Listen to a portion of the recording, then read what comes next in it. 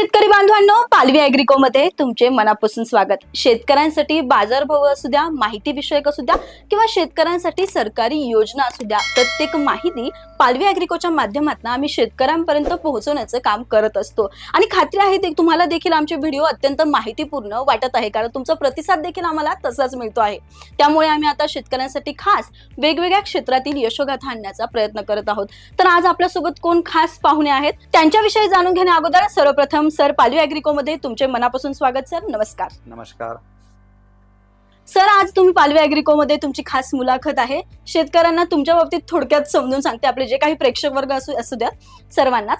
सरांनी केवळ खत तयार केलं नाही किंवा खताचा व्यवसाय अर्थात खताच्या माध्यमातून शेतकऱ्यांपर्यंत प्रत्येकाच्या दारापर्यंत खत पोहोचावं इतकाच सरांचा प्रयत्न नाहीये, तर सरांनी शेतकऱ्यांच्या मेहनतीला ताकदीला आणि शेतकऱ्यांच्या कष्टाला फळ देण्याचं काम केलंय। तर आज आपल्यासोबत कोण खास व्यक्तिमत्व आहे, तर आज आपल्यासोबत आहेत आरसीएम फर्टिलायझर कंपनीचे सर्वेसर्वा अर्थात राजेश मुकणे सर। नमस्कार सर।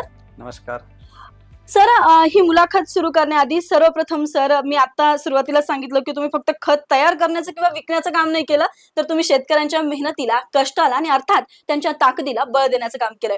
तर सर, हे सर्व सुरू तर होणारच आहे, आपण आरसीएम बाबतीत, फर्टिलायझर बाबतीत पण जाणून घेणार आहे, परंतु त्या अगोदर थोडक्यात तुमच्या प्रवासाची सुरुवात सांगा ना आमच्या प्रेक्षकांना।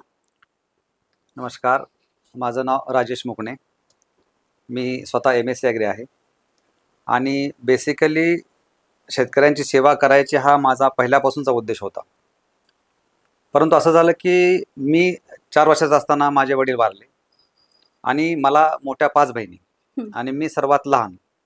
त्यामुळं शिक्षण घेत असताना ज्या काही अडचणी आल्या ह्या फक्त मी जर तुम्हाला सांगितलं तर तुम्हाला विश्वास बसणार नाहीये, कारण का ज्यावेळेस वडील छत्र नसतं, आई आणि मला 5 बहिणी, ह्या वातावरणामध्ये आमच्या जे मामा होते त्यांनी आम्हाला खूप मोठं सहकार्य केलं की मामाने आम्हाला पहिलीपासून शेवटपर्यंत, मुली आमच्या बहिणीचे लग्न करून देईपर्यंत, माझ्या शिक्षणापर्यंत त्यांनी माझा खर्च उचलला। परंतु मी ज्यावेळेस 12वीला आलो आणि 12वीला आल्यानंतर अशी वेळ आली की सर्वांना असं वाटायचं की परिस्थिती बेताची आहे, बॅकग्राऊंड काही नाहीये आणि यांनी शिक्षक व्हावं। मग शिक्षकी हा पेशा मला पहिल्यापासून कधीच आवडत नव्हता, कारण का शिक्षकी पेशा म्हणजे समोर स्टेज, सकाळी उठायचं, दिवसभर लेक्चर द्यायचं आणि संध्याकाळी माघारी यायचं, कारण त्यांचं एक ठरलेलं कालचक्र असायचं। त्यामुळे मला शिक्षकी पेशा अजिबात आवडत नव्हता। परंतु त्याच वेळी बरोबर असं झालं की आमच्या 1991ला आमच्या मामांची सुद्धा जे त्यांची ऑन एन ॲव्हरेज हे होते की त्यांचं म्हणजे शेतीचं उत्पन्न किंवा त्यांचा जो व्यवसाय होता तो त्या पटीत चालत नव्हता, त्यामुळे त्यांची पण परिस्थिती खालावली होती। त्यामुळे असं झालं की आता पुढं करायचं काय बाबा, 12 नंतर जर मला BS ॲग्री किंवा MS ॲग्री करायचं म्हटलं तर शिक्षणाचा खर्च कोणी घ्यायचा। तर असं कंडिशनला मी विचार केला की नाही, मला तर BS ॲग्री करायचं आहे। त्यानंतर आमचे थोरले मेहुणे, त्यावेळेस माझ्या बहिणीचं लग्न झालं सगळ्या, माझे थोरले मेहुणे सांगितले की चला मी याचा शिक्षणाचा खर्च पूर्ण करतो आणि BS ॲग्री MS ॲग्री हा शिक्षणाचा खर्च पूर्ण करून शेवटी त्यांनी माझं जे मी त्यांना त्याच्यावरती खर्च करेन तो खर्च सगळा मला परत त्यांनी द्यावा आणि नंतर त्यांनी त्याची काय असेल ती सोय करावी। मी तयार झालो आणि झाल्यानंतर मला कोल्हापूर ॲग्रिकल्चर कॉलेज ऑफ कोल्हापूरला मला ॲडमिशन मिळालं आणि मी तिथं BS ॲग्रीला ॲडमिशन घेतलं। माझं BS ॲग्री पूर्ण झालं। BS ॲग्री पूर्ण झाल्यानंतर घरच्यांना परत आईला वाटायला लागलं की अरे तू थांब इथं, आता एखादा जॉब बघ। परत त्या आमच्या मेहुण्यांना शिक्षणाची खूप आवड असल्यामुळे त्यांनी सांगितलं नाही, आता तू जॉब बघू नको, तू MSc ॲग्री कर। मग त्यानंतर मी MSc ॲग्रीला ॲडमिशन पंजाबराव देशमुख कृषी विद्यापीठ अकोला या ठिकाणी घेतलं। तो पण खर्च दाजीने पूर्णपणे उचलला। माझं MSc ॲग्री पूर्ण झालं। MSc ॲग्री पूर्ण झाल्यानंतर मला असं वाटायला लागलं की आपण आता जॉब बघितला पाहिजे। तरी आमच्या मेहुण्यांनी मला परत प्रेशर टाकलं की तू डॉक्टरेट कर, पण त्यावेळेस मी त्यांचं ऐकलं नाही, कारण मला माहित होतं की आता जर आपण डॉक्टरेट करत बसलो तर 3 वर्ष जाणार, परत आपला जॉब कधी लागणार, आपण मग कधी घरच्यांना मदत करणार, आई एकटी घरात, सगळ्या बहिणीचे लग्न झाले होते, मग आपल्याला कुठंतरी पायावरती उभा राहिलं पाहिजे। म्हणून मी प्रायव्हेट कंपनीमध्ये जॉब करायचं ठरवलं, कारण का मी MPSC UPSC जर करत बसलो असतो तर मला तेवढा वेळ नव्हता, कारण का परिस्थिती खूपच नाजूक असल्यामुळे मला जॉब करणं हे काळाची गरज होती। त्यामुळे मी job private company, Ranade agro private limited company आहे पुण्याची, त्या कंपनीमध्ये मी जॉब 97ला जॉईन झालो आणि 97 मी मिरजला जॉईन झालो आणि त्या कंपनीतनं माझा ॲक्च्युअली मार्केटिंगचा प्रवास आणि शेतकऱ्याची जे नातं असतं ते चालू झालं। तोपर्यंत मी साधारण 97 to 2014 पर्यंत मी त्या कंपनीमध्ये काम केलं। प्रत्येक महाराष्ट्रामध्ये पूर्ण प्रत्येक जिल्ह्यामध्ये मी काम केलं आणि ते काम करत असताना मला शेतकऱ्याचे ज्या अडचणी असतात त्या खरोखरच ते किती सामन्यांना म्हणजे संकटांना तोंड देतात हे मी स्वतःहून त्या ठिकाणी पाहिलं आणि त्यांना असं वाटलं की प्रत्येक गोष्टीमध्ये आपण शेतकऱ्याला मदत करू शकत नाही, परंतु आपण जेवढी काय आपल्याला मदत करता येईल असं मला वाटलं आणि मी ठरवलं की आता आपण 17 वर्ष 16 वर्ष सर्व्हिस केली, आता आपण कुठेतरी थांबायला पाहिजे आणि स्वतःचा व्यवसाय सुरू करायला पाहिजे. हम्म. त्यानंतर माझ्या डोक्यामध्ये असा प्रकाश पडला की आपण स्वतःचे एक छोटंसं युनिट काढूया. म्हणून मी 2014 साली RCM फर्टिलायझर्स प्रायव्हेट लिमिटेड या नावानं मी सांगली या ठिकाणी माझं छोटंसं युनिट चालू केलं. मग आता हे चालू करत असताना त्यावेळेस पण तशी परिस्थिती, मार्केटिंगमध्ये काम केलं असल्यामुळे तेवढा बॅलन्स किंवा पैसे असं काही बॅकग्राऊंड नव्हतंच. परंतु मी जे काही 17-16 वर्षामध्ये जे बाजारामध्ये रिलेशन, डीलरसोबत रिलेशन, शेतकऱ्यासोबत रिलेशन, हे जे मी काही कमवलं होतं, मी कष्ट केलं होतं, त्यामुळे कंपनीला पण फायदा झाला होता पूर्वीच्या आणि मला पण तो बेनिफिट झाला होता. अशातून मला जे डीलर बांधवांनी माझ्यासोबत काम केलं होतं त्यांना माझ्याविषयी अतिशय विश्वास होता की नाही, ही व्यक्ती आपल्याला फसवणार नाही, ही 100% आपल्याला भले आपण ह्यांना साथ दिली तर हे आपल्याला साथ 100% देणार. अशातून मी कंपनी स्टार्ट केली आणि मला सुरुवातीच्या 2 वर्षामध्ये दुकानदारांनी एवढी मदत केली की दुकानदारांनी मला स्वतःहून काही व्याज न घेता पैसे लावले आणि मी म्हणजे त्या पैशातून मी कंपनी उभार करू शकलो. नाही तर नवीन कंपनी असताना बाजारातून ऍडव्हान्स येणं किंवा पैसे लावणं असं होत नाहीये. परंतु माझी जी मेहनत होती मागच्या 14, 15, 16 वर्षाची, ही मला उपयोगी पडली आणि यात माझं युनिट हळूहळू पहिले 3 वर्ष मला खूप त्रास झाला. पण मला माहित होतं की बिझनेसमध्ये पहिले जे 1000 दिवस असतात, म्हणजे पहिले 3 वर्ष हे तुम्हाला झोकून द्यावं लागतं. त्यामुळे सुरुवातीच्या काळामध्ये माझं फक्त 2 BHKचं ऑफिस होतं आणि लिटरली मी दुसरी रूम पण करू शकत नव्हतो. का तर त्याचं भाडं परत 5-10 हजार रुपये कुठून द्यायचं. म्हणून माझं दिवसभर ते ऑफिस असायचं. संध्याकाळी मी माळ्यावरची गादी घ्यायचो आणि खाली गादी टाकून संध्याकाळी मी तिथं झोपायचो. सकाळपर्यंत उठून फ्रेश होऊन 9-9:30ला माझं ऑफिस चालू व्हायचं. असे पहिले मी 3 वर्ष काढले आणि यातून असं करत असताना संकट येत भरपूर असायची, परंतु त्याला फाईट देत देत मी हे माझं उभारलं. कारण का मला गरिबी काय असते ह्याची मला जाणीव होती. कारण का मी ज्यावेळेस कॉलेजला होतो, मी 5वी ते 10वी हायस्कूलला असताना आम्हाला दररोज 4 किलोमीटर चालत जावं लागायचं आणि चालत यावं लागायचं. आणि हे करत असताना की कधी कधी चप्पल मिळत नसायची, अगदी. परंतु चप्पल मिळत नसायची पण आम्ही शनिवारी तर असा अवस्था असायची की दुपारी शाळा सुटायची आणि उन्हाळ्यामध्ये इतकं ऊन असायचं की मग मामांनी चप्पल कशी मागायची म्हणून आई आमची मागत नसायची की नको कशाला मागायची लगेच, मामाला किती लोड द्यायचा. कारण का हे 5 मुली, हा 6वा मुलगा, बाकीचा खर्च घरातला नको. मग मामा बोलत नसायचे मामाला आमची आई. मग असं झालं की मग शेवटी मग आम्ही काय करायचो, कधी कधी हे लिटरली घडले माझ्यासोबत की आम्ही उन्हाळ्यामध्ये कापड घ्यायचो फडकं आणि ते पायाला बांधून आम्ही ह्या झाडापासून त्या झाडापर्यंत पळत जायचो आणि त्या ठिकाणी थांबायचो. म्हणजे हे असा प्रवास असल्यामुळे गरिबी, आम्हाला गणवेश ऍक्च्युली मराठा असल्यामुळं त्या काळी असे म्हणजे शाळेचं वगैरे युनिफॉर्म मिळत नसायचे. परंतु काही सरांना माहित होतं की यांची परिस्थिती नाजूक आहे, त्यामुळे सर स्पेशली आम्हाला शाळेचे युनिफॉर्म द्यायचे 2 वर्षातून आणि त्या युनिफॉर्मवरती आम्ही 2 वर्ष काढायचो. हा, पण हे असं करत असताना हे प्रवास तो गरिबीची जाणीव होती. त्यामुळे मला कंपनी काढल्यानंतर पहिले 3 वर्ष जरी त्रास झाला तरी मला त्याचं दुःख नाही वाटलं. कारण का गरिबीची ऑलरेडी जाणीव पहिली होती. आणि हे करत एकच ठरवलं की शेतकऱ्यांची सेवा करत असताना शेतकऱ्याला फसवायचं नाही. कारण शेतकऱ्याला तुम्ही जर फसवलं तर आपल्या बापाला कोणतरी नक्की फसवतं. त्यामुळे शेतकऱ्याला फसवायचं नाही. जे द्यायचं ते जेन्युइन द्यायचं, प्रोडक्ट जे द्यायचं चांगलं द्यायचं. आणि मी क्वालिटीशी माझं एक बेसिक प्रिन्सिपल आहे की trust our quality, it's in the consistency. म्हणजे तुम्ही क्वालिटी सातत्याने द्या, तुम्हाला हे रिझल्ट मिळतातच. म्हणून फक्त उत्पन्नामध्ये काही बदल करायचा नाही, क्वालिटी ही द्यायचीच. ह्या भरोशावरती मी चांगली उत्पादन देत राहिलो आणि शेतकरी त्या माझ्या उत्पन्नाला पसंती दिली आणि मी असा माझा प्रवास आतापर्यंत सुरू झाला. बरोबर. सर, आता तुम्ही खूप छान पद्धतीने आमच्या प्रेक्षकांना तुमच्या एकंदरीत प्रवासाबद्दल समजून सांगितलंय सर. खूप छान वाटलं सर. हा प्रवास मला ऐकायला छान वाटतोय सर, पण हा यशापर्यंतचा येण्याचा प्रवास खरंच इतका वाटतो तितका सोपा नसतो. खरंच तो खूप खडतर प्रवास होता. पण सर, RCM फर्टिलायझर ही प्रेरणा कुठून मिळाली तुम्हाला? RCM फर्टिलायझर हे मी सुरुवातीला विचार करत होतो की आपण कंपनी सुरू केली, पण कंपनीला नाव काय द्यायचं. अगदी. मग नाव काय द्यायचं म्हणल्यानंतर असे बरेच मी पर्याय शोधले. मग नंतर असं वाटलं की RCM बाजारामध्ये अशा बऱ्याच कंपन्या होत्या की राईट कन्सल्ट मार्केटिंग, अशा बऱ्याच कंपन्या होत्या. पण मी म्हणलं चल, आपलं नाव राजेश आहे, वडिलांचं नाव चंद्रसेन आहे, नाव मुकणे आहे. मग मी प्रत्येक तिन्हीचं काढलं आणि RCM असं केलं आणि RCM ॲग्रो नावानं मी कंपनी चालू केली होती स्टार्टला. परंतु मला असं वाटलं बरं की ॲग्रोमध्ये तेवढं जे फील पाहिजे शेतकरी, फर्टिलायझर असा एक शब्द पाहिजे होता.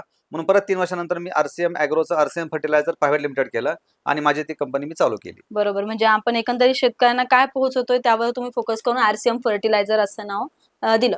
बरोबर. असं RCM फर्टिलायझर एखाद्या आपण नोकरीतून व्यवसायात जाणं ही काही म्हणजे याच्यासाठी खूप ठाम निर्णय लागतो. तो पण तुम्ही 17-18 वर्षी म्हणजे नेमकंच घेतलाय म्हणताय. तर यात सर तुम्हाला काही बरेच अडथळे आले असतील. असा कोणता अडथळा आहे का तुम्हाला आवर्जून सांगावं असं वाटतंय? अडथळा म्हणजे असा होता की मी ज्यावेळेस मला त्या ठिकाणी 1 लाख प्लस असा पगार होता पर मंथ. कुठे? पहिल्या कंपनीमध्ये company. सोडायच्या अगोदर. बरोबर. आणि सोडताना असं आपण बहुजन समाजाच्या लोकांना असं एवढं धाडस होत नाही की 1 लाख रुपये पगार, 4 व्हीलर गाडी, कंपनीचा फ्लॅट, हे सगळं बरोबर आहे ना असताना सर, म्हणजे की मी पण सर्व सोयी सुविधा असताना. हा मग सोडणं हे मुश्किल होतं. बरोबर. परंतु झालं असं की आमचे सासरे तर त्यावेळेस सासरे म्हणाले माझ्या मिसेसला की हा. जावायला वेळ लागलाय, की एवढी मोठी सर्व्हिस असताना, एवढा मोठा पगार असताना, सगळं चांगलं चाललं असताना, काही त्रास नसताना हे कंपनी काढायचं भूत डोक्यात कशामुळे बसलंय आणि नाही बरोबर. चाललं तर किती मोठी म्हणजे प्रॉब्लेम येणार आहे. बरोबर. परंतु माझी मिसेस स्वतः एमएससी अग्री असल्यामुळं तिला माझ्याविषयी कॉन्फिडन्स होता. हा. आणि मला दुसरा कॉन्फिडन्स कुठला होता की माझी मिसेस गव्हर्नमेंट ऑफिसर असल्यामुळं की हम्म. मला माझं घर बंद पडणार नाही, ही मला गॅरंटी होती. भले मी जरी कंपनी काढली, उद्या काय बरं वाईट झालं, नाही चालली किंवा बंद करावी लागली, बंद करायची वेळ येणार नव्हती, कारण माझ्याकडे तेवढी जिद्द होती. हम्म. परंतु असं झालं तरी सुद्धा माझं घर बंद पडणार नाही, त्यामुळे मला बायकोचा सपोर्ट एवढा स्ट्रॉंग होता बरोबर. की मला माहित होतं की माझी बायको ही माझी मिसेस माझं घर चांगल्या रीतीने सांभाळणार आहे. बरोबर. आणि मी त्यामुळं इकडे कंपनीमध्ये झोकून देऊन काम करू शकलो. बरोबर. पण सर आता तुम्ही बोलले बायको आहे वगैरे, मग त्यावेळेस ते मुलं बाळ पण छोटे असतील, सर्वच गोष्टी, मग हे कसं जुळून आलं? त्यावेळेस मला एकच मुलगी होती आणि माझं बरोबर. पहिल्यापासून एक बेसिक प्रिन्सिपल होतं की आपण एका मुलीवरती थांबायचं. बरोबर. कारण मी पवार साहेबांचा आदर्श घेऊन म्हणजे बाबा की एकच मुलगी पाहिजे आणि नको असं होतं. परंतु झालं कसं की आपल्या समाजामध्ये शेवटी प्रेशर आलं की घरच्यांनी सांगितलं की नाही, हा, एकाला हा, 2 हा, पाहिजे, कारण का हा. शेवटी तिला जर असं वाटलं की रक्ताच्या नात्याकडे जायचंय कुठंतरी, बरोबर. तर कुठं जायचं, तर तू काय बाकी म्हणजे मुलगाच पाहिजे असं काय करू नको, पण दुसरं काही होऊ दे. म्हणून मला एक असू दे. 2011 मध्ये दुसरी मुलगी झाली. हा. हा, अशा मला त्या 2 मुली होत्या. त्यामुळे एक मुलगी असल्यामुळे मला तेवढं प्रेशर नव्हतं की चला आपण जे काय करणार आहे ते दोघांनी आपल्या मिळून. हा करायचंय आपल्याला. सर तुम्ही सांगितलं की मॅडमचा खूप मोठा सपोर्ट होता तुम्हाला त्या काळात, कारण एवढ्या मोठ्या निर्णयात आता तुम्ही बोलले की सासरे पण तसं काहीतरी बोलत होते. अशा वेळेला एखाद्या स्त्रीला खंबीर निर्णय घेणं म्हणजे तिच्यासाठी ती खूप अवघड गोष्ट असते. तर मॅडमच्या या कार्याला, या कर्तृत्वाला नक्कीच सॅल्यूट करतो आम्ही पालवी ॲग्रीकोकडून. सर असं म्हणतात की प्रत्येक यशस्वी पुरुषाच्या मागे एका स्त्रीचा हात असतो. मग तोच हात म्हणावा लागेल का तुमच्या पाठीमागे? नक्कीच, नक्कीच. त्याबद्दल दुमतच नाही. नक्कीच. नक्की. तर यात सर मॅडमचा मग पदोपदी कसं तुम्हाला साथ मिळत गेली? की मी ऍक्च्युली आमचे मॅडम सोलापूर जिल्ह्यामध्ये सर्व्हिसला असल्यामुळं बरोबर. मला बार्शीलाच राहावं लागलं हम्म. आणि मी माझं युनिट सांगलीमध्ये चालू केलं ऍक्च्युली. हम्म. मग सांगलीमध्ये युनिट, सांगली आणि बार्शी तसं 250 किलोमीटर अंतर आहे. हम्म. परंतु मग मी सोमवार टू शनिवार सांगलीलाच काम करायचो आणि हम्म. एक दिवस रविवारी फक्त मी गावाकडे जायचो. हम्म. मग तिला असं वाटायचं की पहिलं 15-16 वर्ष माझ्या मिस्टरांनी सुद्धा मार्केटिंगमध्ये काम केल्यामुळे आमच्या मार्केटिंगमध्ये 10-10, 15-15, 20 दिवस बाहेर लावावं लागायचं. त्यामुळे हो. पहिल्या मार्केटिंगमध्ये काम करून सुद्धा तीच अवस्था होती आणि स्वतःची आता कंपनी काढली तरी सुद्धा तीच तीच अवस्था अवस्था आहे झाली. की मला 8व्या दिवशीच घरी येतात, 8 दिवसांनी घरी येतात. पण ती समंजस असल्यामुळं आणि तिला माहित होतं की जे काय करतात ते आपल्यासाठीच करत आहे ते. त्यामुळे बरोबर. तिनं तो फुल्ली सपोर्ट केला. हा. आता एका दुसरी बायको असते तर ती भांडत बसल्याचं की तुम्ही पहिलं पण हे केलं, आता पण हे केलं, स्वतःची कंपनी आहे, आलं पाहिजे. बरोबर. पण पहिले जे तिला मी एकदा सांगितलं की पहिले 3 वर्ष मला हे कंपनीला द्यावेच लागतील आणि अगदी. मी जर 3 वर्ष नाही देऊ शकलो तर आपली कंपनी त्या पटीमध्ये ग्रोथ घेणार नाही. आणि पहिले 3 वर्ष मी त्या कंपनीला देऊ शकलो, आरसीएम फर्टिलायझरला, म्हणून आज 10 वर्षांनी मी ह्या स्टेजला येऊन थांबलेलो आहे. बरोबर. सर या सर्वांमध्ये जसं आज तुम्ही बोलले की माझ्या पाठीमागे माझ्या बायकोचा हात एकदम खंबीरपणे होता, पण एक म्हणतो ना सर, आईचा आशीर्वाद त्याच पद्धतीने आईंना पण तुम्हाला बालपणापासून वडिलांचं छत्र नसताना, सर्व गोष्टी असताना आईंना पण खूप गोष्टींचा सामना करावा लागला. मग आईने म्हटली का की असं व्यवसायात जाऊ नको वगैरे, तुझं चांगलं चाललंय बाबा, आपण इतक्या अवघड दिवसात ना आता चांगले दिवस काढले, बोलतात ना घरात जनरली. आता माझी आई पण बोलते, कशाला बाहेर राहतेस, कशाला करतेस. मग त्यावेळेला आईचं कशी होती साथ? ऍक्च्युली आईनं तर एवढं कष्ट केलं की त्याचं सांगायचं म्हणलं तर 1 तास सुद्धा पुरणार नाही. कारण का बापरे. तिनं जेवढं म्हणजे कष्ट केलं की मला शिकवलं पाहिजे, आपली परिस्थिती अशी. हा. त्यामुळे त्यांनी मला आता बार्शीला राहायची वेळ आली होती 2 वर्ष 11वी-12वीला. हम्म. तर तिने आमच्या पाहुण्याच्या घरी सर्व कामं केली, परंतु तिथं ते राहिले का तर माझ्या मुलाचं शिक्षण झालं पाहिजे. बरोबर. आणि तिला एवढं दुःख सहन केलं होतं तिनं की तिला माझ्याशी खूप प्रेम असायचं, पण आमच्या अशी कठोर म्हणजे कशी की समोर कधी दाखवणार नाही. बरोबर. ज्यावेळेस मी स्टार्टला जॉईन झालो, सांगलीला एवढ्या लांब आलो आणि स्टार्टला मी गुजरातला पण होतो, राजकोटला हा. काही दिवस. ते जाताना मला ती अजिबात दाखवत नव्हती की तिला काय वाटतंय, दुःख वाटतंय. पण नंतर मी गेल्यानंतर ती खूप रडायची. बरोबर. परंतु तोंडावर तिनं मला कधी असं हे केलं नाही की पाठीमागं ये, तू कायम पुढे पाऊल टाकत राहा. ही प्रेरणा जी दिली असेल तर मला माझ्या आईनं दिली. बरोबर. आणि ही प्रेरणा तिनं मला म्हणजे कधी बोलून दाखवलं नाही. पण तिला बरोबर. नेहमी वाटायचं की मी कंपनी काढली तर तिला वाटायचं की नाही, हा नक्की काहीतरी करून दाखवणार. बरोबर. तिला पाठीमागे वाटायचं की ह्याला खूप त्रास होतो, हा एवढी पळापळ करतो, पण ती तोंडावर कधी म्हणत नसायची. बरोबर. पाठीमागं खूप ते हे करायचे, पण हो. तोंडावर ती कधी बोलत नसायची. त्यामुळे मला असं वाटायचं की चला, म्हणजे आई आपल्या पाठीमागे भक्कमपणे उभा आहे. त्यामुळे मी त्या दृष्टीने सुद्धा खूप पुढे बरोबर. जात राहिलो आणि म्हणजे तिचे आशीर्वाद आणि माझ्या वडिलांचे आशीर्वाद हे खूप आणि त्या सर्वात जास्त आशीर्वाद म्हणजे मामांचे, माझ्या कुटुंबाने मेहुण्यांचे, साथ देणं पण त्यावेळेला बहिणीने खूप वगैरे मला गरजेचं. सगळ्यांनी खूप साथ दिली. त्यांनी त्यावेळेला काही काळात विरोध जरी केला असेल तर तोही तुमच्या भल्यासाठी म्हणता येईल असंच होता. बरोबर. प्रेक्षकांना आपण राजेश मुकणे सरांच्या एकंदरीत प्रवासाबद्दल आपण जाणून घेतलंय. बरोबर.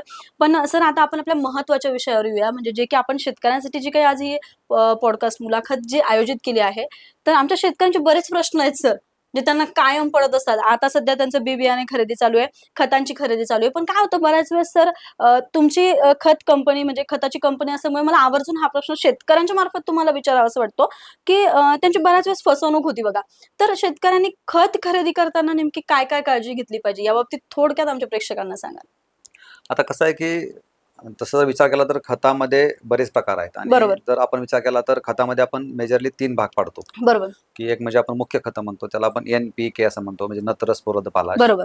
आपण नंतर दुय्यम खतं म्हणतो, ज्याला आपण कॅल्शियम, मॅग्नेशियम आणि सल्फर म्हणतो. बरोबर. आणि जे सूक्ष्म खतं आहेत, zinc, ferrous, manganese, boron, copper आणि मॉलिब्डेनम, बरोबर. हे झाली 6 सूक्ष्म अन्नद्रव्य. म्हणजे असं हे तुम्हाला सगळ्यांचं हे गणित तुम्हाला बसावं लागतं. पण सध्याच्या काळामध्ये झालं कसं, की शेती करत असताना तुम्हाला खूप विचार करायची वेळ आलेली आहे.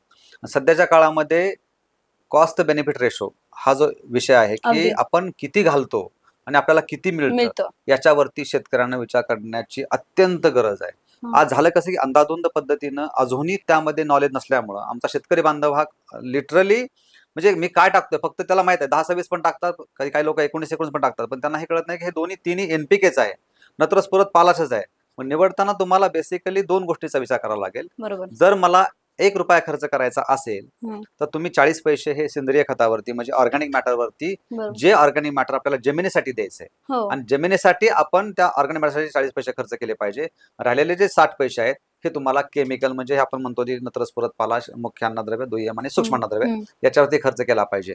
पण आता सध्याच्या काळामध्ये लोकांचा जास्त कल हा मुख्य अन्नद्रव्यावरती आहे. कारण काय होतं ह्याच्यामध्ये, की मुख्य अन्नद्रव्य दिल्यामुळं ज्या पटी, जसं आपण म्हणतो की भाजीमध्ये मीठ लागतं, भाजी खूप छान केली तुम्ही, बरोबर. त्याच्यामध्ये जर मीठ नाही टाकलं तर त्या भाजीला चव येत नाही. पण मीठ अगदी. आपण थोडंसं टाकतो. हां. परंतु हे मीठ टाकत असताना जसं ते सूक्ष्म अन्नद्रव्य, आपण त्याला मिठाची उपमा देऊया. म्हणजे आज सूक्ष्म अन्नद्रव्य त्या पिकाला दिली पाहिजे, त्याला गरज आहे. कारण का ती सूक्ष्म अन्नद्रव्य तुम्हाला चयापचय करून त्या NPK देता तुम्ही भरपूर प्रमाणामध्ये, त्याचं अन्नात रूपांतर करायचं काम हे सूक्ष्म अन्नद्रव्य करतात. त्यामुळे जे बरोबर. बॅलन्सिंग आहे, कॅल्शियम, मॅग्नेशियम, सल्फर किंवा सूक्ष्म अन्नद्रव्य, हं, हं, हं. ते तुम्हाला NPK सोबत देता आलीच पाहिजे. आणि हे करत असताना तुम्हाला जमिनीची पण काळजी घेता आली पाहिजे. बरोबर. सर तुम्ही आता खूप छान पद्धतीने खतांबाबतीत समजावून सांगितलंय सर. पण आजकाल नैसर्गिक शेतीकडे बऱ्याच शेतकऱ्यांचा कल झालाय. अर्थात सेंद्रिय खताची जास्त प्रमाणात निवड केली पाहिजे.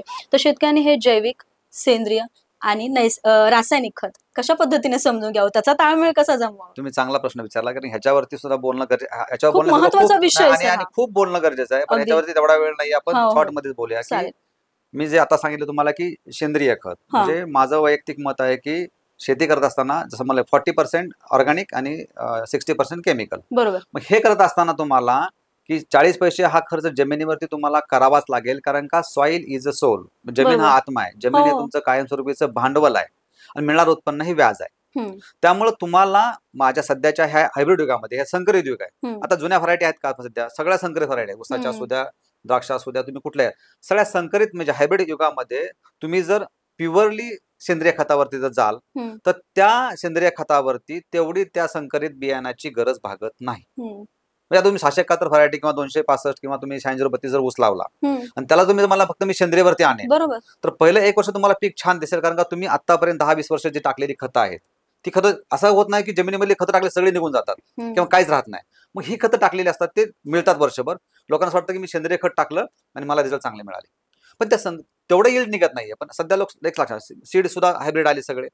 प्लस दुसरी गोष्ट म्हणजे लोकसंख्या वाढत चालली. हो. मग आहे त्या, म्हणजे आज 30-35 कोटी लोकसंख्या आपल्या आज 140 कोटीवरती गेली. मग ही लोकसंख्या, जर आपल्याला एवढ्या लोकसंख्येला जर अन्न पुरवायचं असेल तर आपण जर निवड सेंद्रियवरती गेलो तर तेवढं आपण उत्पन्न काढू शकणार नाही. फक्त ह्याच्यामध्ये एक गोष्ट असं असतं बघा, शेणखत असतं, तुम्ही बघा शेणखत किंवा उकिरडा आपण पाहिलेला आहे. आता उकिरड्यावरती सगळं अख्खं सेंद्रिय खत असतं, आपणच करतो. मग तिथं पीक येतं का? नाही. समजा एखादं टोमॅटोचं, आपल्या घरातून टोमॅटोचं बी जातं आणि टोमॅटोचं बी तिथं उगवून झाड येतं, पण उंची पण येते, फुलं पण येतात, पण त्याचं फळामध्ये रूपांतर होतं का? नाही. समजा झालं तर त्याला साईज मिळतो का? तुम्ही जर ऑब्झर्व केलं ना तर त्याच्यामध्ये एंड पर्यंत येईल. कारण ते टोमॅटो झाड आपलं उत्पन्न घ्यायचं नाही. दुसरा विचार करा की जंगलामध्ये झाडं असतात, चांगल्या झाडाला कोणी युरिया टाकतं का कधी? युरियाचं काम आहे वाढ करणं समजा, नत्र म्हणतो आपण त्याला.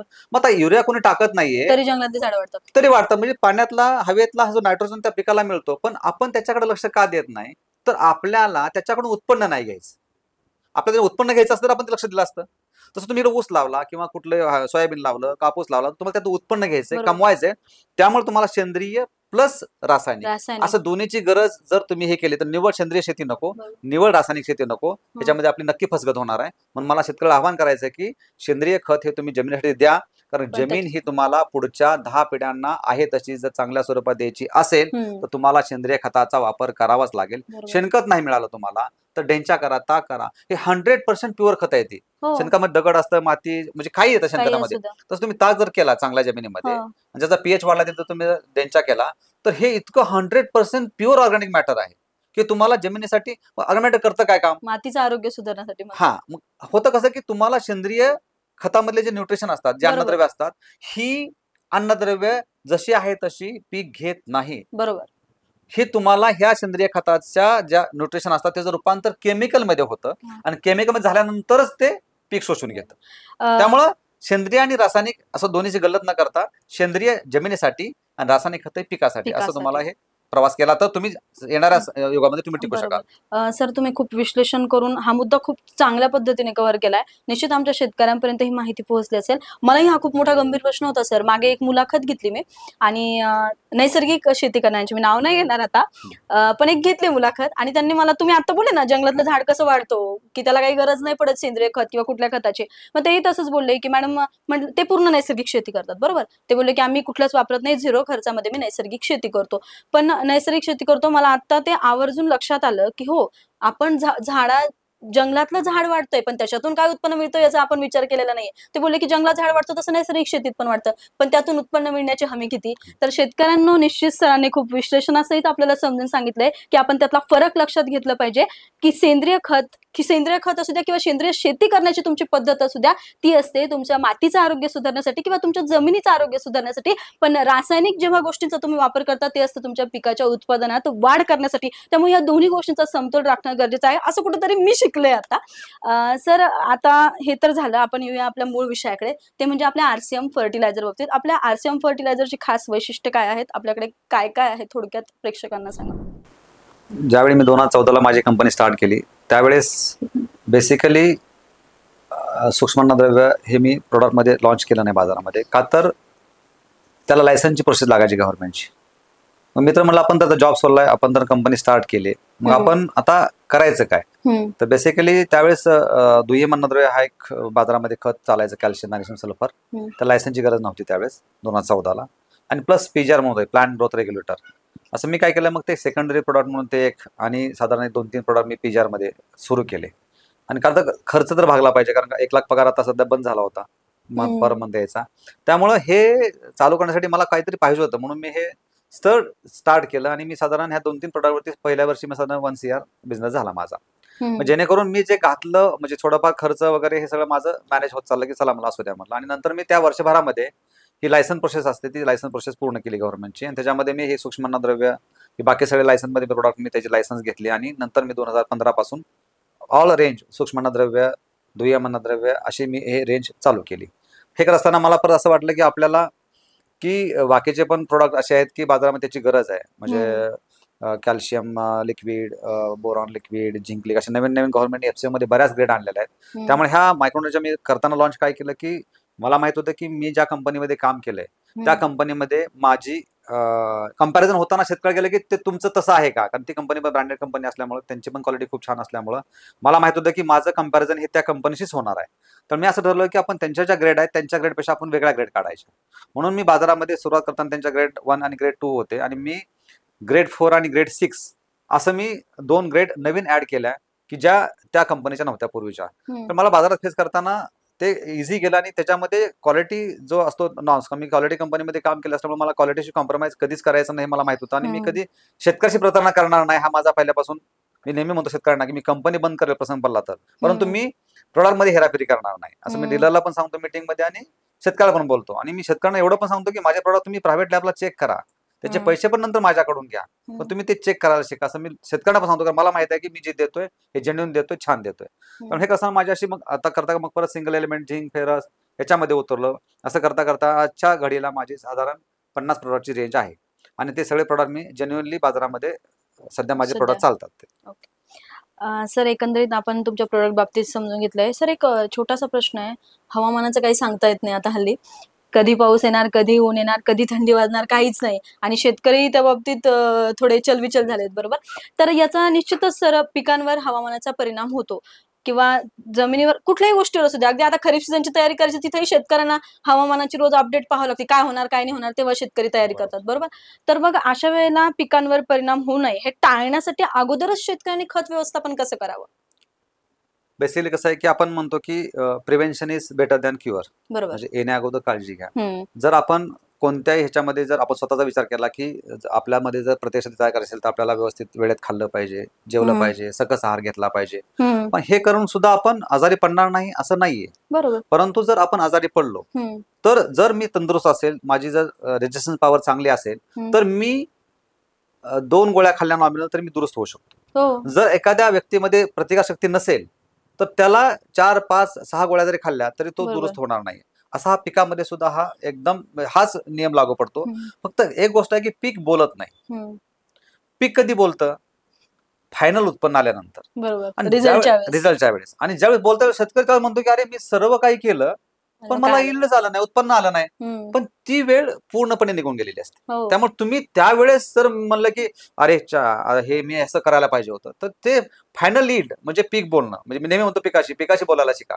पिकाशी बोलायला शिकायचा अर्थ काय होतो की पिकाशी बोलत असताना म्हणजे तुम्हाला दररोज जाऊन शेतामध्ये प्रत्येक वेळेस, आता माझं एक एक्झाम्पल आहे, सध्या लॅबोरेटरी लॅब वगैरे बऱ्याच गोष्टी आलेल्या आहेत, माती परीक्षण वगैरे सगळं. परंतु माती परीक्षण मी लोकांना सांगतो की 3 वर्षांनी एकदा करा.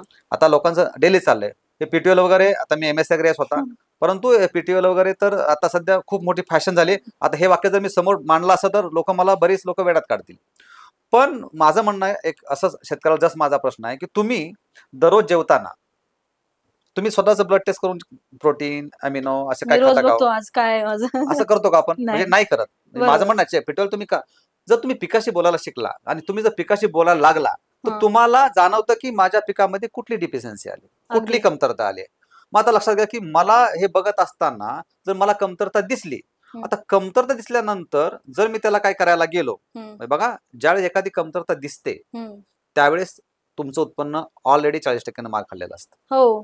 दिसला ती कमतरता तुम्हाला, समजा मॅग्नेशियम कमतरता दिसली, तुम्ही मॅग्नेशियम टाकलं किंवा मॅग्नेशियम फवारणी घेतली आणि ते कमतरता भरून निघाली, म्हणजे तुमची कमतरता ती भरून निघते. परंतु ती कमतरता दाखवायला जी ऊर्जा वाया जाते, एनर्जी वाया जाते पिकाची, ती तुम्ही भरून काढू शकत नाही. गॉन. म्हणून आपल्याला कुठलंही पीक घेत असताना तुम्हाला सगळ्याच म्हणजे बियाणं असू द्या निवडताना तुम्हाला जमीन, बियाणं, पाणी, खत या सर्व गोष्टींचा तुम्हाला सामूहिक पद्धतीने विचार करावा लागतो. आणि सगळं करत असताना तुम्हाला पिकाचा अभ्यास तर करायला पाहिजे. मग ह्या पिकाला किती गरज आहे न्यूट्रिशनची, हे जे लक्षात घ्या. तुम्ही कुठलंही एखादं बियाणं टोकलं तर ते बियाणं तुमचं साधारण 4, 5, 22, 23, 25 पर्यंत तुमची 4 ते 5 पानं येत राहतात. त्याला पाण्यानंतर काय होतं, सूर्यप्रकाश मिळतो, अन्नद्रव्य तयार होतं, ते अन्नद्रव्य पाठीमागे जातं. म्हणजे आज आपण कुठलंही खत आपण लगेच आता टाकलं की लगेच लागू पडत नाही. त्यासाठी तुम्हाला कुठल्याही प्रत्येक अन्नद्रव्याची खताची ही आहे की बाबा हे खत एवढ्या दिवसांनी लागतं. म्हणून मी नेहमी सांगतो की तुम्ही बियाणं कुठलंही ऊस किंवा कुठलं बियाणं लावण्यापूर्वी त्याला तुम्हाला बेसल डोस देणं गरजेचं आहे. मग बेसल डोस मध्ये तुम्ही काय दिलं पाहिजे? स्फुरद दिला पाहिजे, पालाश दिला पाहिजे, दुय्यम अन्नद्रव्य दिली पाहिजे आणि सूक्ष्म अन्नद्रव्य दिली पाहिजे. फक्त तुम्ही नायट्रोजन द्यायचा नाही. का नायट्रोजन द्यायचा नाही? तर नायट्रोजन हा विद्राव्य स्वरूपातला आणि तो लगेच पाण्यासोबत वाहून जातो. मग मुळ्या नसतील त्या पिकाला किंवा त्या बियाण्याला, मुळ्या नसतात तर ते लगेच तुमचं निघून धुवून जाईल. मग ते उगून आल्यानंतर तुम्ही 20-25 दिवसांनी किंवा ज्या त्या पिकाचं जसं ते लाईफ सायकल आहे त्याप्रमाणे तुम्ही ते नायट्रोजन खत देता आलं पाहिजे. बरोबर. सर खूप छान पद्धतीने तुम्ही ही देखील कन्सेप्ट आमच्या शेतकऱ्यांपर्यंत पोहोचवली आहे. सर आरसीएम फर्टिलायझर बद्दल बोलताना तुम्ही शेतकऱ्यांपर्यंत योग्य माहिती पोहोचवण्यासाठी एक कंपनी म्हणून किंवा तुम्ही म्हणून कसे प्रयत्न चालतात? तर कसं असतं की शेतकऱ्यापर्यंत उत्पादन पोहोचवायचे 2 प्रकार, उत्पादन असू द्या किंवा योग्य माहिती, तेच दोन्ही. आता उत्पादन पुरवायचं म्हटलं की आम्हाला डिस्ट्रीब्युटर किंवा डीलर हे माध्यम लागतंच. कोणतीही कंपनी असू द्या, कुठलेही प्रोडक्ट असू द्या. आणि जर तुम्हाला शेतकऱ्यापर्यंत करेक्ट माहिती आणि नॉलेज जर पोहोचत असेल तर ते मार्केटिंग स्टाफ लागतात. मग आम्ही काय केलं की जसं जसं पोटेन्शियल आहे प्रत्येक तालुक्याचं किंवा जिल्ह्याचं, त्या जिल्ह्यात आम्ही प्रत्येक तालुक्यात कुठं 1, कुठं 2, कुठं 3, काही जिल्ह्यामध्ये 4, काही जिल्ह्यामध्ये 3, 5, 7, 8 अशा आपण सेल्स स्टाफ आपण जॉईन केलं. कारण का आणि त्यांना आम्ही महिन्याला 2 महिन्याला असं ट्रेनिंग देतो. आम्ही स्वतः वैयक्तिक मी अजून ट्रेनिंग देतो. का तर त्यांचं नॉलेज बेसिक प्रोडक्टचं वाढल्याशिवाय आणि तोपर्यंत जाऊन शेतकऱ्याची फक्त एकच नाही माझा उद्देश की फक्त आपलंच उत्पादन गेलं पाहिजे. मी स्टाफला शिकवताना की ऑल अँगलनं माहिती देतो की तुला त्याचं पीक आणायचंय, फक्त आपलं उत्पादन विकायचं असं नाहीये. उत्पादन सेल हा उद्देश नाहीये की तो शेतकरी जेव्हा तुम्ही जाता तेव्हा त्यांनी पुढच्या वेळेस तुम्हाला बोलवून घेऊन चहा पाजला पाहिजे किंवा जेवायला घातलं पाहिजे की सर हे तुम्ही सांगितलं तर असं केलं होतं आणि हे केल्यामुळे माझं उत्पन्न खूप छान आलं. त्यामुळे मला शेतकऱ्याची जी नातं असतं ती बांधिलकी वाढली ना, आणि त्याला एक नेहमी सांगा की तुझा खर्च वाचवायचा असेल तर तुला प्रत्येक गोष्ट हे विचार करूनच करावी लागेल. तुझा खर्च वाढवत गेला कारण का तो खर्च जो वाढतो तोच खरा त्याचा नफा आहे ह्या स्पर्धेच्या युगामध्ये. त्यामुळे खर्च कमी करणं आणि स्वतःचा प्रॉफिट वाढवणं म्हणजे कमी खर्चामध्ये शेती आणणं, हे मी बेसिक प्रिन्सिपल आमच्या स्टाफला पण शिकवतो. आणि प्रत्येक वेळेस तुम्ही गेल्यानंतर त्या शेतकऱ्याला प्रोडक्ट दिलंच पाहिजे, काहीतरी लिहून दिलंच पाहिजे असं अजिबात मनात ठेवू नका. गेल्यानंतर त्याला जर काही गरज नसेल तर क्लिअर कट सांगा की बाबा तुला आता कशाची गरज नाही, तू काही करू नको, तू शांत बस, मी पुढच्या ट्रिपला तुला नंतर काहीतरी लिहून देईल ज्याची गरज आहे. तर तुम्ही विनाकारण खर्च वाढवू शकतो. आता बाकी कंपनी असं चालतं की सेल्समन टाईप इतकं चालतं की सेल्समन वागू नका. कारण का तू जर शेतकऱ्याला टोपी घातली किंवा फसवलं तर तुझ्या बापाला मध्ये कोणतं फसवणार आहे. बरोबर. त्यामुळे तू करताना विचार करू की मला उत्पन्न वाढवायचंय कमी खर्चामध्ये आणि त्याच्या चेहऱ्यावरती मी गेल्यानंतर आनंद वाटला पाहिजे. बरोबर. शेतकऱ्यांच्या चेहऱ्याचं समाधान महत्वाचं आहे. हेच आरसीएम फर्टिलायझरचं समाधान यश म्हणतात. बरोबर. सर माझे शेतकरी अजूनही 20-25 शेतकरी माझ्या अजून तुटलेले नाहीत, फक्त प्रेमापोटी नाही. म्हणजे आता तर मी जात पण नाहीये, कारण मी जेव्हा माझी कंपनी सुरू केली मला जाता आलं नाही, कारण ह्या व्यापामध्ये जाता येत नाही. तरीही अजून माझ्या एकही फार्मर म्हणजे माझं प्रोडक्ट वापरायचं बंद केलं नाही त्यांनी. सुरुवातीला विश्वास जिंकणं फार महत्वाचं आहे. बरोबर. सर, आरसीएम फर्टिलायझरच्या अजून काही नवीन आता योजना येणार आहेत, नवीन तुमच्या काही संकल्पना आहेत, थोडेस शेअर करा ना. आरसीएम फर्टिलायझर मध्ये मी आतापर्यंत मायक्रोन्यूट्रन मध्ये जास्त काम केलं. आता माझं ह्या वर्षी मी आतापर्यंत वॉटर सॉल्युबल मध्ये कधी विचार केला नाही, कारण वॉटर सॉल्युबल मध्ये देत असताना म्हणजे खत त्याच्यामध्ये खूप मोठ्या प्रमाणात पैसा लागतो आणि त्याच्यामध्ये आजकाल बऱ्याच भेसळ प्रमाणात भेसळ खूप चाललेली आहे आणि भेसळ आपण करू शकत नाही हे मला गॅरंटी आहे, कारण आपण भेसळ कधीच करणार नाही हे माझं बेसिक प्रिन्सिपल आहे. जर आपण वॉटर सॉल्युबल आतापर्यंत मी काढण्याचं कारण म्हणजे काढलं नाही, दिलं नाही बाजारात, त्याचं कारण एकमेव हे होतं की आपण तेवढा पैसा लावू शकणार नाही. आता ह्या वर्षी बऱ्यापैकी आपली स्टॅबिलाइज झाल्यामुळे म्हणजे स्थिर झाल्यामुळे मी ह्या वर्षी वॉटर सॉल्युबलच्या सगळ्या ग्रेड बाजारात द्यायचा प्रयत्न करतोय. अच्छा, म्हणजे लवकरच. आणि हे करत असताना मी साईड बिझनेस म्हणून माझ्या मुलीला, माझी मुलगी मोठी मुलगी आहे श्रेया, तिला पण मी एक स्टेशनरी, ज्वेलरी, कटलरी असं म्हणजे हे असतं ना तुमचे सौंदर्य प्रसाधन, कॉस्मेटिक वगैरे, याचा पण बिझनेस मी तिला गेल्या वर्षी मुद्दाम जस्ट ह्याला साईड बिझनेस म्हणून मी तिला काढून दिलेला आहे. तो पण बार्शी येथे चालू केलेला आहे, तो पण अतिशय उत्कृष्ट पद्धतीने चाललेला आहे. बरोबर. सर, एक प्रश्न आहे, म्हणजे तो माझ्या मनात आहे, इतक्या दिवसात काम चाललंय ह्या सगळ्या गोष्टी. असं म्हणतात सर की आपल्या महाराष्ट्रातील शेतकऱ्याला पिकवता येतं पण विकता येत नाही असं म्हणतात, तर हे कितपत खरं आहे? आणि जर हे खरं आहे तर शेतकऱ्यांनी काय करायला पाहिजे? कुठल्या गोष्टींचा आधार शेतकऱ्यांनी यावेळी घेतला पाहिजे? मॅडम, हा प्रश्न खूप तसा गंभीर आहे. बेसिकली नेमका हा प्रश्न आहे का सर? मला पडलेला प्रश्न आहे. प्रश्न शेतकऱ्याची चूक नाहीये, त्याला पिकवता येतं, विकता येतं बोलतात, बऱ्याच ठिकाणी बोललं जातं, पण शेवटी ऍक्च्युली तो शेतकरी अजूनही आज ज्या वर्गानं म्हणजे बीएस ऍग्री, एमएस ऍग्री केलेल्या मुलांनी शेतीमध्ये यायला पाहिजे असं घडत नाहीये. तो 10-20 हजाराच्या सर्व्हिससाठी तो शहराकडे पळतोय.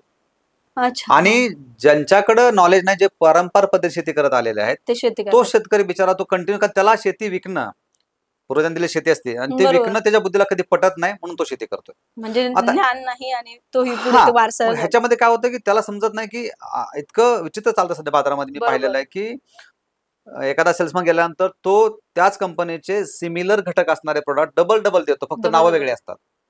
मग त्याला ते वाचता येत नसल्यामुळे किंवा त्याचं नॉलेज नसल्यामुळे तो काय करतो की तो स्प्रे घेतो, म्हणजे तुझा खर्च एक प्रोडक्ट दिले, वापरले ते ऍक्च्युली, पण दुसऱ्या नावाने दुसरा वापरतो, घटक तोच मिळतो त्याला. म्हणजे भाकरी मी सकाळी एका घरची खाली, दुसऱ्या घरची भाकरी, 10% खर्च लागणार, तिथे 30% खर्च वाढतो. आणि मग काय होतं त्याच्यामुळे तो शेतकऱ्याकडे बेसिक नॉलेज घ्यायला पाहिजे शेतकऱ्यांनी ऑल अँगलनं, तो घेऊ शकत नाही. कारण बाकी आणि मोबाईल जरी आले असले तरी आता त्याच्यामध्ये तेवढं नाहीये. माझं असं म्हणणं आहे की आव्हान आहे तरुण पिढीला की ज्यांना शक्य आहे, ज्यांना जमतं, ज्यांना शेती 8-10 एकर 7 एकर आवड आहे, आहे. आवड आहे, त्यांनी लिटरली शेतीकडे यायला पाहिजे. कारण का येणाऱ्या बरोबर. काळामध्ये शेतीला महत्व येणारच आहे. हम्म. आणि ह्याच्यामध्ये घडतं काय मॅडम, की आज द्राक्षामध्ये तुम्ही विचार केला तर मागची 3-4 वर्ष एवढी विचित्र, एवढी वाईट गेली, की उत्पन्न वाढलं की भाव घसरतो. बरोबर. म्हणजे हे हे म्हणजे डिमांड आणि सप्लाय. मार्केटचं एक प्रकारे ते हेच म्हणता येईल हा, आपलं. डिमांड सूत्रच सप्लाय आहे ते. सूत्रच आहे. मग डिमांड सप्लाय मध्ये तुम्हाला ह्याच्यामध्ये आता मला माहित नाही की महाराष्ट्रामध्ये द्राक्ष किती पिकणार आहे. हम्म. मध्यंतरी मी एका काळामध्ये असा जस्ट कन्सेप्ट मांडला होता की शेतकऱ्यांनी विचार करून शेती करावी.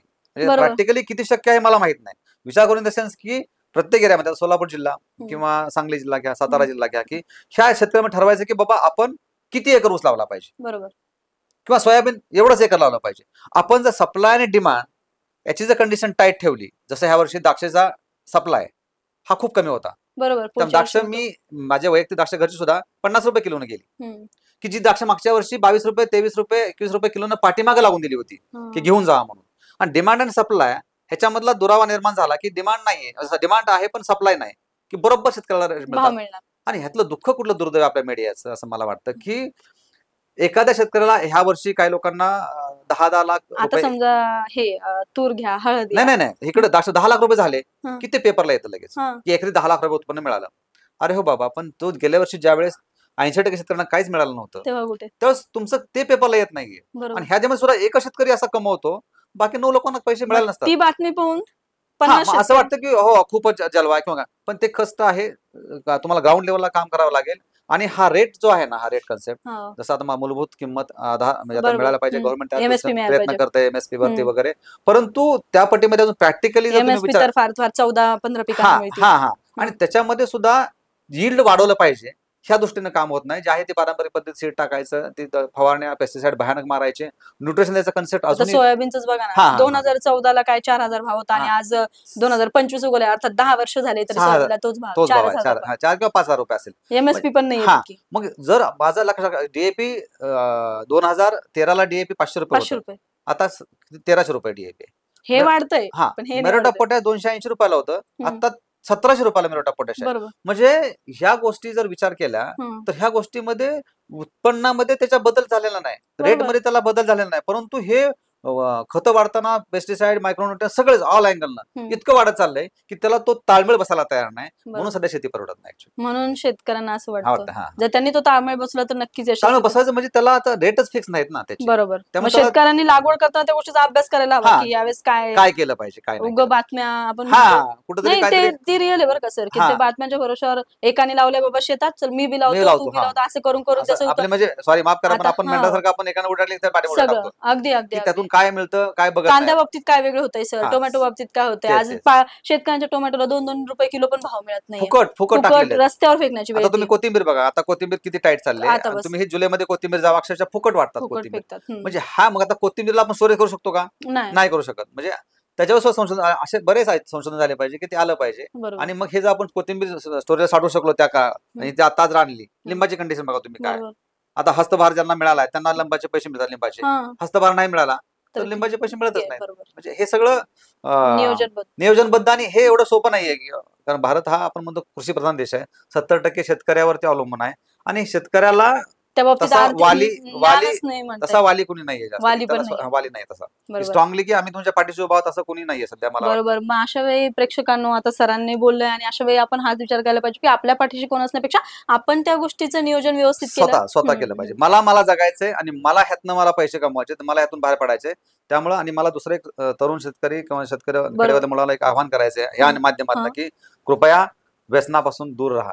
कारण का व्यसनाकडे एवढा कल होत चाललाय बरोबर. की लिटरली म्हणजे माहित नाही की, परंतु सध्याची पिढी जर बघितली तर 90% मुलं आणि ही शेती व्यसनाच्या म्हणजे ग्रामीण भागात जास्त प्रमाण आणि त्यामुळे त्या येणाऱ्या त्यांच्या आईवडिलांना वगैरे एवढं सध्या टेन्शन आहे की हे म्हणजे कमवत तर नाही प्लस व्यसन. म्हणजे त्याने नाही कमवलं चालतं, परंतु व्यसन करू नये असं मला वाटतं. सर हे सगळं बोलता बोलता आमची आजची तरुण पिढी सर, आमच्या तरुण पिढीलाही वाटतं की तुमच्यासारखं यशस्वी उद्योजक व्हावं, मीही आता ही नोकरी सोडून द्यावी. इतकं छान पाहिल्यानंतर, इतकं छान ऐकल्यानंतर, इतकं छान तुमचा बिझनेस, आज मी तुमची मुलाखत घेते, मलाही असं वाटतं की मी स्वतःचा व्यवसाय सुरू करावा किंवा माझ्या प्रेक्षकातील प्रत्येक तरुण पिढीला वाटतं की मीही यशस्वी उद्योजक बनावा आणि माझी अशी काही मुलाखत व्हावी, माझी अशी वेगळी ओळख असावी.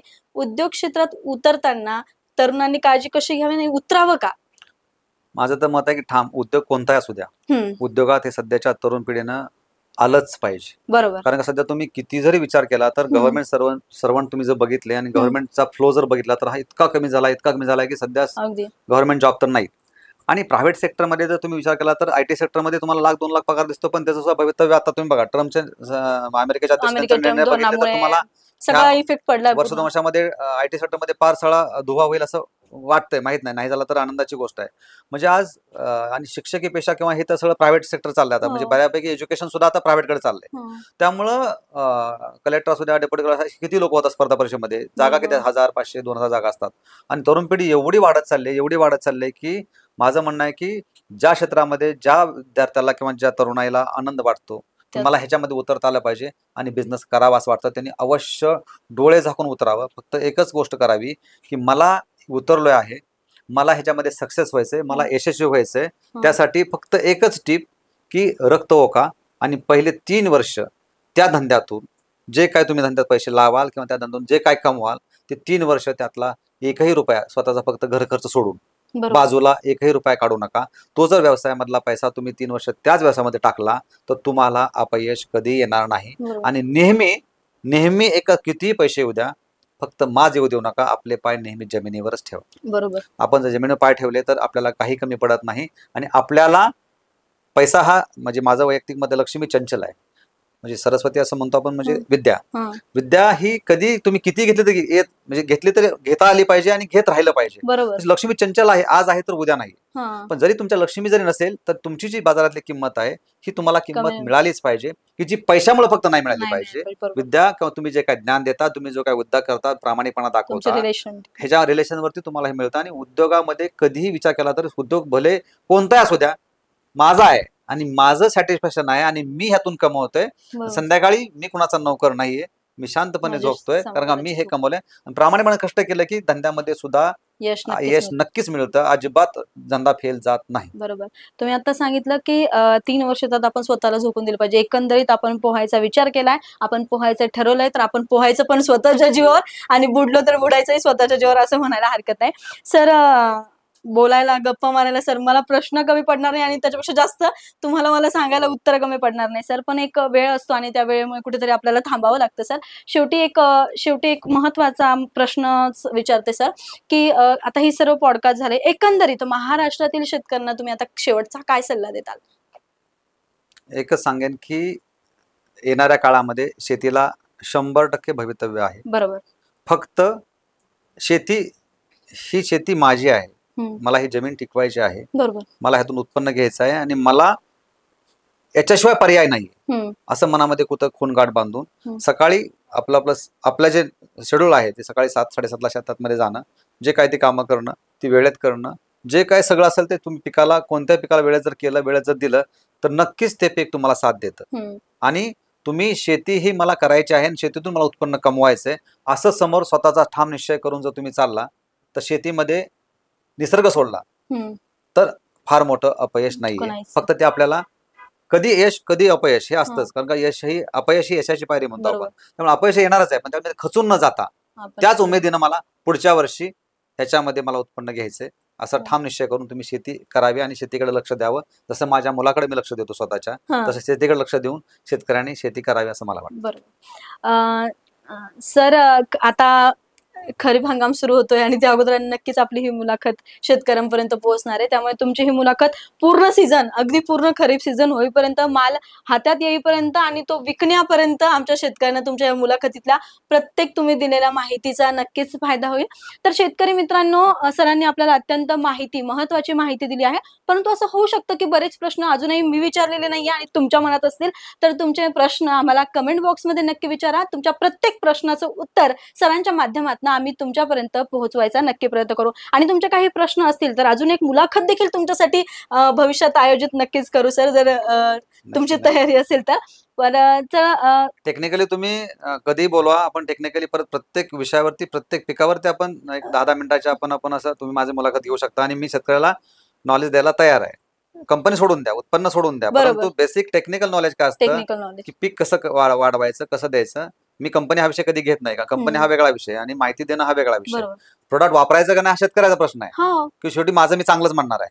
माझं मी कधी वाईट म्हणणार त्यांच्याकडे नाही. जाणारे आज 10,000. त्याने ठरवायचं की हम्म. हे उत्पन्न चांगलं आहे का नाही. त्यामुळे शेतकऱ्याला मी कंपल्शन कधी करत नाहीये. हा. त्यामुळे पीक वेगळं आणि माहिती वेगळी. बरोबर. तर आपण नक्कीच माहिती द्यायला मी बरोबर. तुम्ही बोलवाल त्यावेळेस मी अवश्य नक्की येईन आणि नक्की. शेतकऱ्याला मार्गदर्शन करेन. चालेल. तर शेतकऱ्यांना तुमच्या त्याही प्रश्नाचं उत्तर मिळून गेलेलं आहे. फक्त कमेंट बॉक्समध्ये नाही तर तुमच्या प्रत्येक प्रश्नाची माहिती छोट्या मोठ्या मुलाखतीतनं होऊ द्या किंवा सरांच्या व्हिडिओच्या माध्यमातून होऊ द्या. आम्ही तुमच्यापर्यंत पोहोचवण्याचा नक्कीच प्रयत्न करू. असाच व्यवसायात जाण्याचा विचार जर असेल तर सरांची ही माहिती बघितल्यानंतर ही प्रेरणा घ्या. सरांचा प्रेरणादायी प्रवास हा नक्की ऐका आणि हा व्हिडिओ जास्तीत जास्त इतर शेतकऱ्यांपर्यंत, इतर तरुण पिढीपर्यंत देखील नक्की पोहोचवा. म्हणजे त्यांना देखील हा माहितीपूर्ण व्हिडिओ अत्यंत फायदेशीर ठरेल. बाकी तुमचे प्रश्नही सोबत असू द्या आणि आमची उत्तरही कायम तुमच्या सोबत असतील. सर, तुम्ही इथे आलात, तुम्ही तुमचा इतका अमूल्य वेळ आमच्या प्रेक्षकांसाठी दिला आणि इतकी अत्यंत महत्त्वाची माहिती दिली त्याबद्दल सर पालवी ॲग्रीकोकडून तुमच्या मनापासून आभार सर. बाकी सर थांबावं लागतंय म्हणून इथंच थांबूया. धन्यवाद. थँक्यू.